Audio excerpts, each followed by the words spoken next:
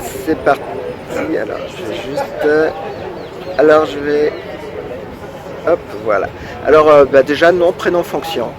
Alors je m'appelle Anne-Margot Ramstein, je suis autrice illustratrice et je suis invitée donc, dans le salon Antenna pour le livre La Perle que j'ai créé avec Mathias Arelli à quatre mains, qui est auteur-illustrateur.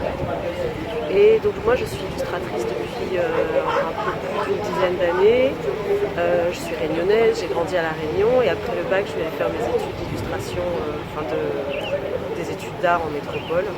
D'abord à Paris, puis à Strasbourg, et donc j'ai décidé assez vite de faire de l'illustration, et en particulier du livre. Et justement, comment pour une réunionnaise ce parcours pour arriver justement à un salon du livre, alors ça se passe comment en fait? C'est fait de rencontres, de travail C'est fait beaucoup de travail évidemment.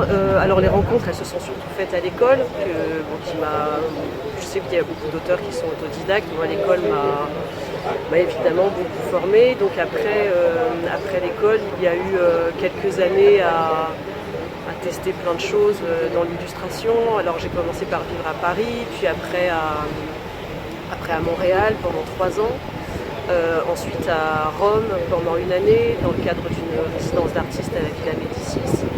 Après à Strasbourg et maintenant près de Royan dans un petit village en Charente-Maritime. Et comment est-ce qu'on devient illustratrice jusqu'à revenir au salon du livre? En fait en faisant beaucoup de choses, en faisant des erreurs, en faisant plein de projets différents.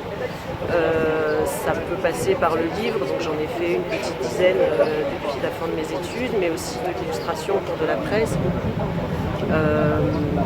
pour la presse, mais aussi pour des commandes, par exemple l'illustration pour réaliser des affiches, que ce soit pour des festivals, des salons, faire des couvertures de livres. Enfin, j'ai essayé en fait tout ce qu'il était possible d'essayer dans le milieu de l'illustration, par curiosité surtout.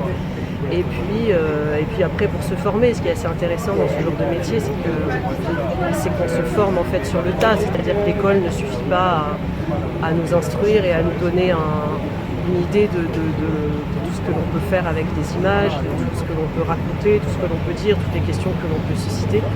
Et c'est plutôt les expériences finalement post-école qui sont formatrices davantage que l'école elle-même. Alors La Perle est donc le 4e livre que nous avons fait à quatre mains, Mathias Arelli et moi, et c'est un livre sur l'histoire d'une perle. Donc c'est un livre muet déjà, qui parle d'une perle qui voyage dans le temps et dans l'espace, qui passe donc de main en main, de pays en pays, qui vit plein d'aventures et jusqu'à revenir en fait à l'endroit d'où elle venait. Et c'est surtout en fait un livre qui a un intérêt pour sa mise en scène et la façon dont il est mis en page, plus que pour l'histoire elle-même, puisque c'est en fait ça parle donc de l'endroit où elle va, de l'endroit où elle voyage, mais aussi de la façon dont elle est manipulée et de la valeur qu'elle prend en fonction de ses aventures, c'est-à-dire qu'elle est tantôt considérée comme un objet précieux et un bijou, tantôt comme quelque chose de parfaitement anodin, vulgaire, qui a d'intérêt que pour sa forme de bille ou sa forme de caillou. Et donc c'était aussi une façon, à travers ce livre, de parler de la valeur des choses qui change en fonction de l'usage qui en est fait. Et il n'y a pas une petite part d'autobiographie entre vous qui partez de la Réunion, aller prendre de la valeur sur vos compétences pour revenir au final à l'état de caillou? Non. Alors non, j'y ai pas pensé, mais on peut le voir comme ça. Mais c'était ce qui nous plaisait avec La Perle, c'était quand même que ce soit un objet inanimé qui vive des aventures qui ne sont pas de son fait, en fait, mais qui sont liées uniquement aux rencontres et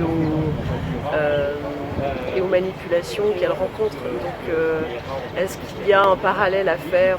J'irai pas jusqu'à me comparer à une perle, ce serait un peu prétentieux, mais pourquoi pas? Pas bref. Ça n'a pas été pensé comme ça en tout cas.